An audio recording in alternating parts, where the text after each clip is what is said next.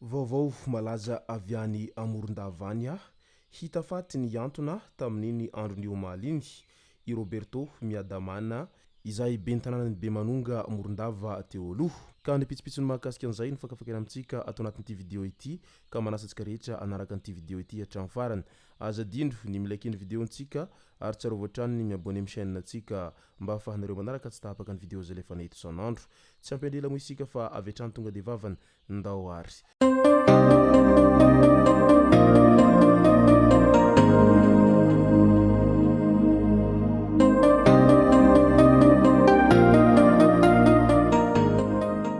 Ny tonga tsy miaraba hono namantesitra ka dia faly miaraba isika rehetra mpanaraka tsy tapaka an'ity chaîne ity tenako amin'ity androandroany ity.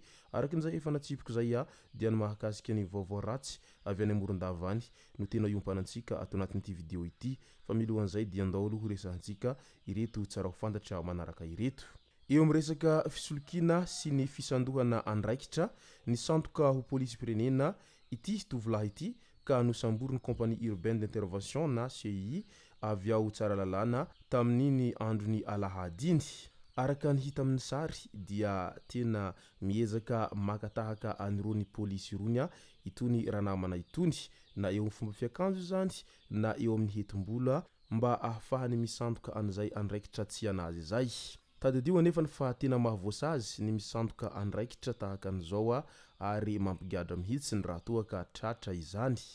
Olon ratsy iray izay tafiditra ao an-trano. Lehilahy iray izay tokony 30 taona eo tratra tao an-tranon'olona tamin'iny andron'ny afakomaly tolakandro iny tao miadamanjaka Manazary commune Masindray district Antananarivo Avaradrano no nahitana an'ity tranga ity. Saika hangalatra no tanjon'ity lehilahy ity. Efa nikorontaniny ny armoire tao an-trano. Tratra ny gendary sy ny tompo-trano izy rehefa nokarohiny. Olona avy eo an-tanàna ihany ity lehilahy ity araky ny voalaza hatrany. Raha ny fantatra dia niditra antsokosoko tao an-tranon'olona izy ary vantany vao naheno an'izay fidirany antsokosoko tao an-tranon'olona izay. Ny tompo-trano dia avy hatrany nampilaza ny mpitandro ny filaminana tamin'izay fisian'olona izay henon'izy ireo tao an-tranon'izy ireo izay. Tsy niandrela akory ny zandary dia ino fa tonga avy hatrany ary vantany vao tonga ny zandary dia io fa niafina tao ambany fandriana ilay karlahy. Eo amin'ny resaka zava-mahadomelina indray dia rongony avy any Betroka no tonga any Avangaindrano. 520 gony na 370 kilograma no tratehaky ny zandary araky ny fampitam-baovao voaray avy any Avangaindrano hatrany tamin'iny andron'ny omaly iny. Midika izany fa tena efa matanjaka dia matanjaka ny tambazotra izay mpanondrana rongony any amin'ny faritra atsimon'ny nosy iny amin'izao fotoana izao. Ary hita kosa etsy andanin'izay dia miezaka mandray ny andraiky ny farakin'izay mafy ny gendarmerie pirenena mba hamingorana hatramin'ny fakany ireo tambazotra rehetra mpisera an'izay rongony izay any amin'ny faritra atsimon'ny nosy iny satria any atsimon'ny nosy any mo no tena ahitana an'izay resaka fambolena sy varotana rongony izay. Mbola ao anatin'izay resaka asa ratsy zay hatrany. Lehilahy iray izay saika hangalatra kisoa ny fampitora-bato tamin'ny fokon'olona ny alin'ny talata ifoha alarobia lasa teo iny. Tany Kianjanakanga, commune Mandroso Hasina Ambohibary, distrikany Antsirabe faharoa no niseho ity tranga ity. Voamafy ka maty ilay lehilahy izay naika hangalatra kisoa izay. Voalaza fa efa malaza ratsy amin'ny halatromby sy ny vakitrano izy io avy ao amin'ny commune Ambatotsipina Antanifotsy any no tena fiaviany ity lehilahy izay maty teo am-pangalarana kisoan'olona ity. Ao anatin'izay vaovao mampalaelo zay hatrany lehilahy iray izay raiky 12 taona nihetsika niretina tampoka ka latsaka tao anaty rano ary namoy ny ainy tany Maromokotra Voemara ny zoma lasa teo iny araky ny voalaza ny ponina avy any an-toerana hatrany. Ho anareo izay manana aretina mitaiza mitandrema ihany ary rehefa mandeha dia aza mba mandeha hiriry zany fa mba misia namana foana sao dia tratrany tsy nampoizina eny an-dalana eny amin'izay karazana aretina izay mitaiza anareo zay satria io mantsy tsy misy ny mahalala ny ampitso fa aleo ihany misoroka toy izay mitsabo ka mila fitandremana foana ianareo ireny indrindra fa ianareo izay manana aretina mitaiza izay ka tsy dia tsara loatra ny mandeha irery indrindra iny manamorona ny rano sy ny manamorona ny toerana misy afo ireny fa matetika ireny foana no mahafaty an'ireny olona izay manana aretina mitaiza izay mihetsika matetika ireny. Andao amizay horesantsika ny malaza avy any Morondava any izay tafiditra ao anatin'ny vaovao-mampalahelo tanteraka ny zava-misy any Morondava any amin'izao fotoana izao satria fantatra mantsy fa maty nananton-tena ny bentananan'ny Bemanonga teo aloha.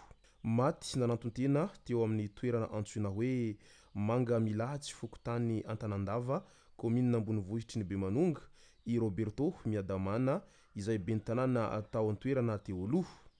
Nahitana taratasy misy 2 teo amin'ny toerana nahitana azy raha ninambaran'ireo fianakaviana sy ireo nanatrimaso saingy efa nalainy mpitandro ny filaminana ny zany taratasy rehetra izay hita teo amin'ny toerana nahafaty azy zany. Mbola tsy fantatra mazava aloha hatreto ny antony nandraisany izao fanapahan-kevitra izao ary maro ihany koa ireo izay miahiahy amin'ny hoe tena izy marina ve no nananton-tena sa nisy namono ka natao sarisarina an'izay famonon-tena izay rehefa aveo satria mantsy ny olombelona amin'izao fotoana izao dia tena efa mahita fika isan-karazany amin'izay fikafika masiso isan-karazany izay mba hahatonga azy ireny ho tahatahaka an'izay hoe famonon-tena izay. Ny ratsy raha teo moa tsy kely lalana ary miseho amin'ny endriny rehetra ihany koa izay asa ratsy izay amin'izao ankehitriny izao ka eo no mahatonga an'izay ahiahin'ny mpiarabelona any an-toerana any mahakasika an'ity fahafatesany bentananan'ny Bemanonga teo aloha ity. Ka raha toa ka tena famonon-tena tokoa ny zava-nisy tany Bemanonga izay dia mipetraka ihany koa ny fanontanian'ireo mpiarabelona amin'ny lay hoe inona marina no tena olana ity bentanana teo aloha ity no nahatonga azy nandray an'izay fanapahan-keviny amin'ny famonona ny tenany izay satria raha ny fahita azy amin'ny andavanandro mantsy dia olona azo lazaina mbola tena matanjaka tsara ity bentananan'ny Bemanonga teo aloha ity nefa dia izao faty ny antona izao no ny vantanin'ireo fianakaviana ka somary gaga ihany izy ireo vantany vao nahitan'izay. Raha ny hita ihany koa dia talohan'io izy nahitana any fanambarana izay hoe nanao publication tao anatin'ny Facebook-ny izay miendrika fahakiviana sy fisian'ny olana manokana eo aminy fa tsy dia fantatra mazava loatra ny hoe inona ny tena olana izay. Koa dia mirary finoanana feno ho an'ny fianakaviana manamanjo amin'izao loza izay nahazo ny havan'izy ireo zao enganeo tsara levenina ny maty ary aza misosoka alahelo intsony ka ny afatra ninninona ny hakiviana ninninona ny olana mandalo eo amin'ny fiainana dia aza mba kivikivy izany atanjaha foana ny saina ary tsy vaholana mihitsiny izany hoe ndeha hamono tena izany. Izay zay no masaka azona roso tao anatin'ity video ity tompoko lasy tompoko vavy misaotratsika rehetra nanaraka an'ity video ity hatramin'ny farany aza dino ny milaiky ny video antsika ary tsara voatrany ny miabone amin'ny chaîne antsika mba ahafahanareo manaraka tsy tahapaka ny video azy lefa nahita isan'andro. Tompoko lasy tompoko vavy mankasitraka dia mirary soa.